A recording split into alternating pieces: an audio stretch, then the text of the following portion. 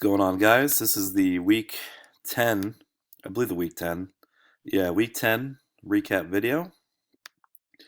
Uh, Excuse me for my voice. I've been pretty sick the past 2 or 3 days, so why don't we go into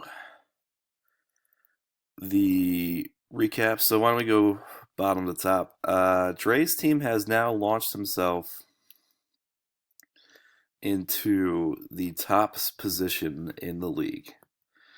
He didn't have that great of a day, 89 points, but he still scores he's probably like the third leading scorer in our league right now, I would believe.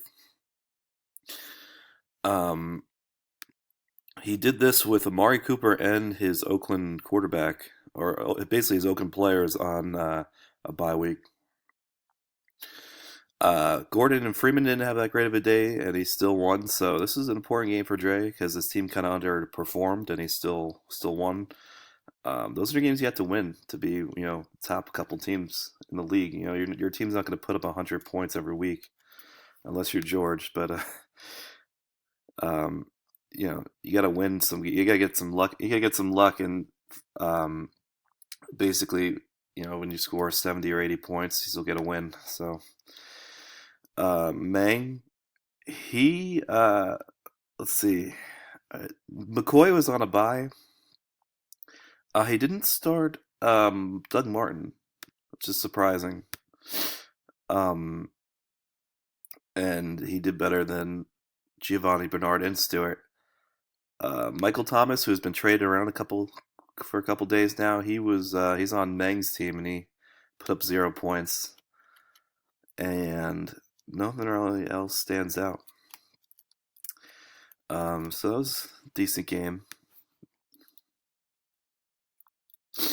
Let's go to AK and Amon's team. So Amon's team is now being run by the league. Um, Now you got Rivers played well, played decent. I mean, he didn't play well. He had 4 picks, but I mean, he still had 17 points. It's crazy how you can have 4 interceptions and still have a relevant fantasy day. Jamison Crowder, Kyle Rudolph, who he just traded for, had 12 points. Nice outing. And he just traded for Carlos Hyde and did do that well. But I mean, I still thought that was a good trade for him, getting Hyde for basically Thomas. And AK's team's right back in at 5-5. I believe he's in the playoffs.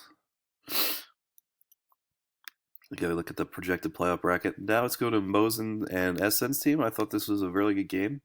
Probably the game of the week, I guess, because it's probably the two highest scoring teams. Um, Mosen's team had another, or Mosen's team had a great day today, or this weekend. Um,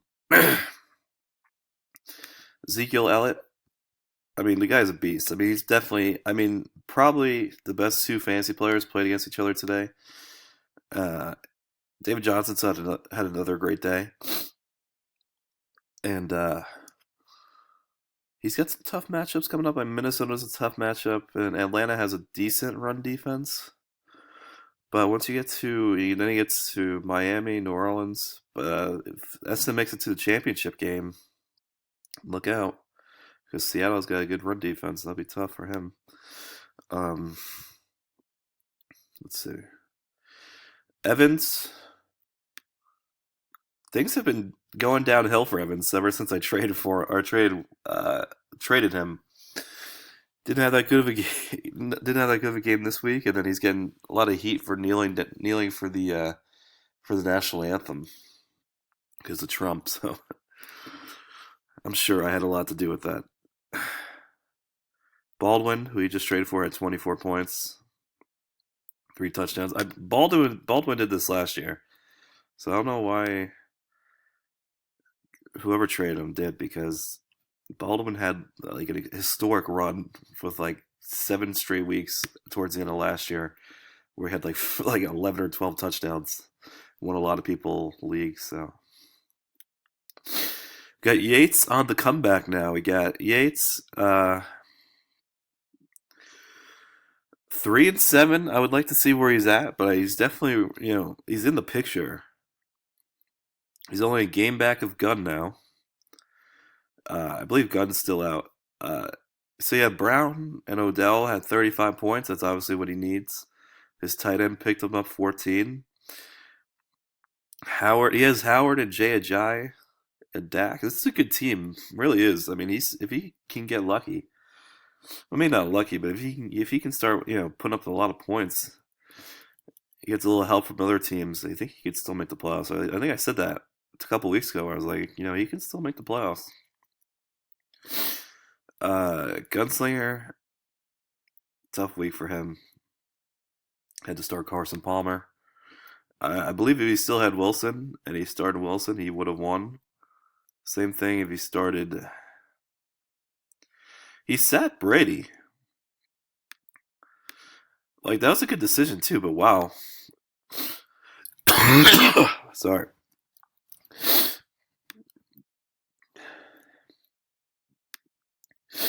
Now you got my team against George. This is a good matchup as well. I believe if I start Mariota, I would have won, but there was no chance I was sitting the number one ranked QB. And he's still number one after that week, and he's got some favorable matchups, I guess. Maybe not. I mean, Arizona's tough, Kansas City's tough, but once you get into the playoffs, LA, San Fran, and Carolina.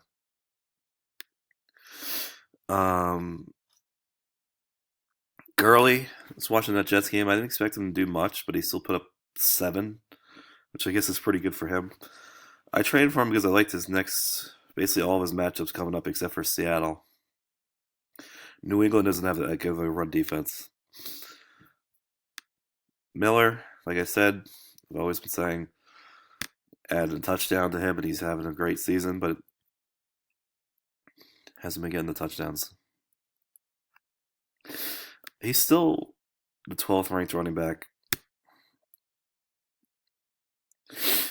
Julio had a decent day. Demaryius Thomas, who I traded for, had a good day. George just finds a way to put up 100 every week. DeMarco Murray was the main culprit this time. The guy is the most consistent out of anybody this entire year, probably.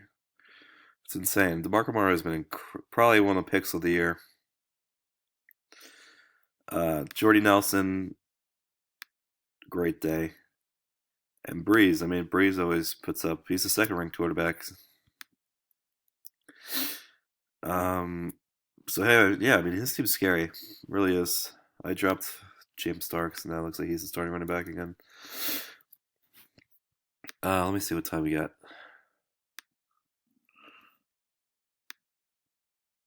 Let's see. Won't tell me the time today.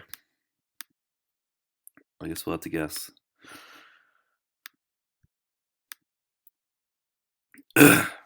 So now I am in second. Dre is in first. George has gone from being out of the playoffs, and now he's on the cusp of getting a bye. Mo, I'm gonna call him Mo from now on. SN and Mang. Those are your, if I counted correctly, those are your 6 playoff teams. AK is losing the tiebreaker to Mang because he scored less points, and then Gunn's a game out. So Yates is only 2 games out of the playoffs, I believe. Let's see if he's outscoring Mang. Yes, Yates is outscoring Mang. So, like I said, if he just keeps winning, I really think he's got a good shot here. And depends on the schedule too, because I know my team is playing a playoff team every week, and I think I'm playing Dre, Mo, and SM. So those are 3 tough matchups, and I played George again.